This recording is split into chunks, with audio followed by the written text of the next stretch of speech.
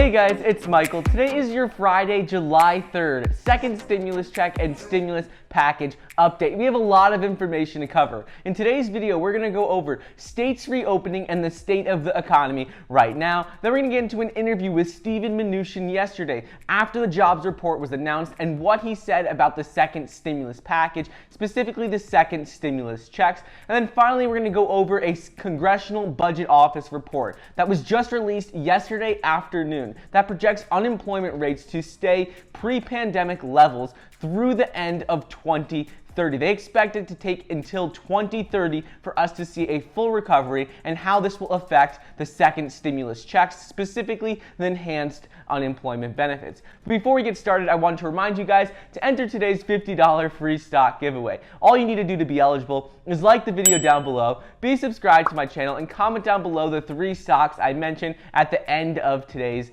video. And if you don't want to enter, you can still go ahead and get 2 free stocks valued up to $1,400 when you download the Webull investing app using the link down below. Anyways, let's get right into it, and let's first go over what is going on with Steven Mnuchin. So, Treasury Secretary Steven Mnuchin said yesterday in a press conference after the unemployment report was released for June that the White House is still seriously considering another round of cash payments and direct stimulus as part of the second stimulus package. He had said this a couple of weeks ago, but a lot of people were worried that after the unemployment report came out that they might have changed their mind. Because in the unemployment report for June, there were 4.8 million jobs added, and the unemployment rate fell to 11.1%. So this was record high numbers for the number of jobs added. So a lot of people think that that means we would no longer see a second stimulus package. But there are a couple of important things to keep in mind about this unemployment report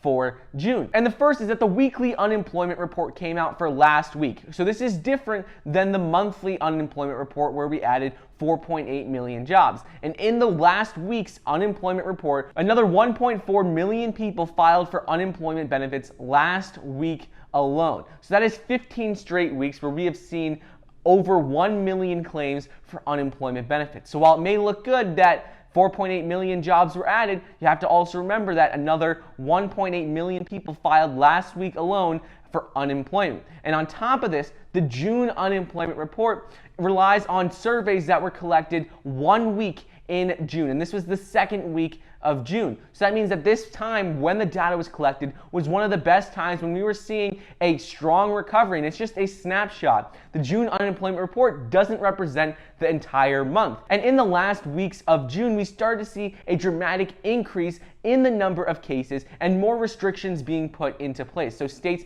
have started to shut down again certain aspects of the economy. So while this June unemployment report does look good, it doesn't represent the whole picture. It only represents the second week of June, and it doesn't really reflect all of the job losses we probably saw towards the end of the month when businesses were forced to shut down for a second time. And according to an executive at Kronos, he said that the pace of the recovery is going to start to slow down, and we are expecting to see more of a plateauing in the next couple of months. A lot of the job gains that we had seen in this unemployment report were most likely just people who were furloughed and were still connected to the business but then came back to work. So now there's still all of these people who were laid off and don't have jobs and weren't furloughed. So now we're going to see a lot longer for this to recover. Moving on, there's a lot of talk about job losses, unemployment, and businesses have to shut down again. So on Thursday, American Airlines told staff it has more than 20,000 employees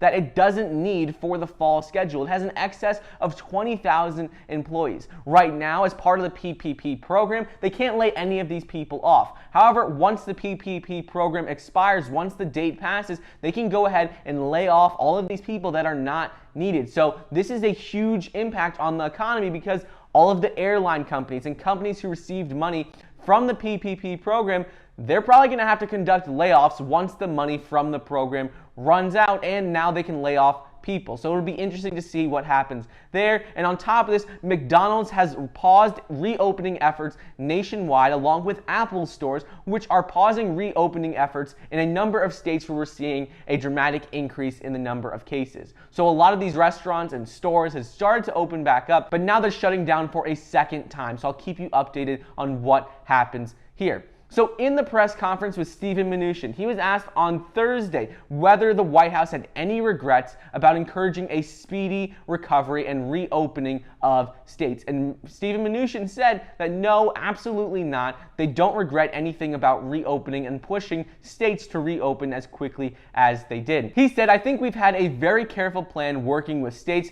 This is primarily the state's responsibility, but working with the states. However, not all governors agree with what Steven Mnuchin said about opening up too soon. Texas governor said over the weekend that he regretted allowing the state to proceed with reopening bars as soon as he did. He said, if I could go back and redo anything, it would have been to slow down the opening of bars and restaurants. And now we're seeing a dramatic increase in the number of cases right now. So he says he would have gone back, slowed down the reopening process. But according to Steven Mnuchin, he says that there was nothing wrong with everything, but governors across the country would disagree. Mnuchin goes on to talk about the second stimulus package and specific aspects that he said will be included in the next package. He said that their main focus will be on legal Americans. He said, our position is legal Americans, American citizens should get payments in the next round of stimulus. He said that's our focus. If people are here illegally, they are not going to get the economic payments. He said we're very focused on, as part of the CARES Act, we're going to seriously consider whether we need to put more payments and direct payments into the hands of Americans in the second stimulus package. He said this after the unemployment report came out. So this is still good news. Even though we saw positive numbers and positive reports in this unemployment data, he still says they're looking at passing more direct stimulus payments in the second package. Right now, it's not a question of if we're going to see a second stimulus package. It's just going to be a matter of how much we're going to receive, if there are going to be direct payments in it, if unemployment benefits are going to be continued. But according to Steven Mnuchin, he said they are still really looking into this right now. He goes on to say how right now it is still too early to tell if Americans will need another direct stimulus check. He says they're going to continue to look at the data throughout the month of July, and come after the July 4th recess, that is when they will make a decision on what will be in the next package. Next up is with the state of the economy. So the United States reported 55,200 new virus cases on Thursday, which is an all-time record single-day high for the number of cases. The previous record was on Wednesday, when the U.S. had 52,789 cases. And according to Goldman Sachs, right now, more than half of the states in the country have paused or reversed plans for businesses with reopening. They go on to explain how the health situation right now is getting worse. It's not getting better. It's continuing to get worse in a number of states across the country, like states like Florida, Arizona, California, and a number of other states. They said things are not looking good and they're starting to get worse. In addition to this, they said new national data on credit card spending, restaurant reservations, and small business hours. And they explain how all this data is showing that we're starting to lose steam. People are not spending as much. Not everyone is able to get their jobs back. Restaurant hours and reservations are going down. So this is a sign that things are starting to get worse, and we're not going to see a quick recovery like everyone expected. According to the Congressional Budget Office report, they released a new and updated 10-year economic projections for the economy moving forward yesterday after the unemployment data came out for June. And this report did not look so good. They said the U.S. economy had reached 50-year lows prior to the pandemic. We had seen a 3.5% for unemployment rates in February. However, they said right now the current unemployment rate is 11.1%. That is what was reported yesterday in the Labor Department's report. And based on everything in the economy right now, the Congressional Budget Office is predicting that the unemployment rate in the fourth quarter of 2030 will still be above pre-pandemic levels, and it will be 4.4%. So they're predicting that we're not even going to see a full recovery by the time we get to 2030. They say that the unemployment rate, they're projecting it to be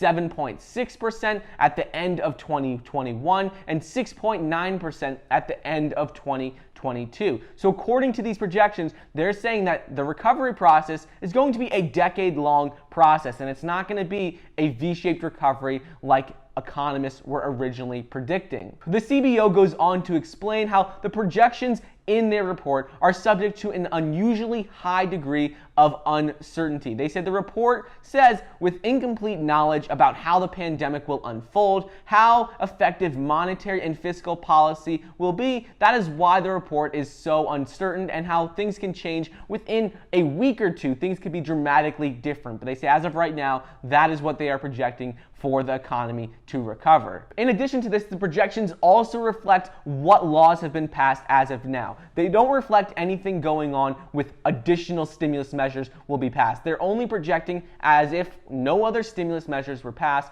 no other monetary or fiscal policies were passed. They say one thing that could dramatically help these projections is if we see a second stimulus package, and specifically a $2,400 per month or $600 per week extension in the enhanced unemployment benefits.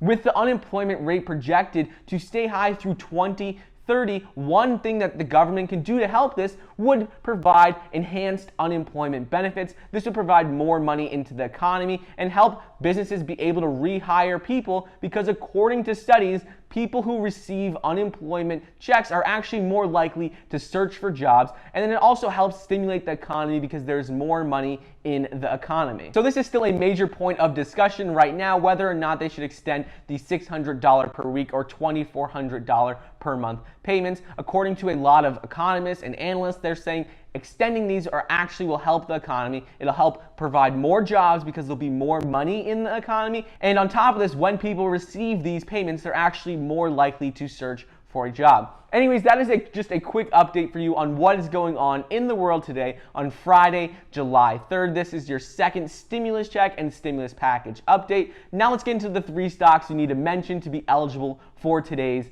giveaway. The 3 stocks you need to comment down below to be eligible for the giveaway is stock number 1, which is Chewy, and the stock ticker symbol is CHWY. The second stock is Slack, and the stock ticker symbol is WORK. And the third stock you need to comment down below is Peloton, and the stock ticker symbol is PTON. Anyways, don't forget to get your 2 free stocks valued up to $1,400 when you download the Webull investing app. Join our Power of Finance Investors group if you're interested in the stock market, investing, or how to make money in general. Thank you so much for watching. Please be sure to like the video down below, leave a comment, and subscribe, and I'll see you guys next time.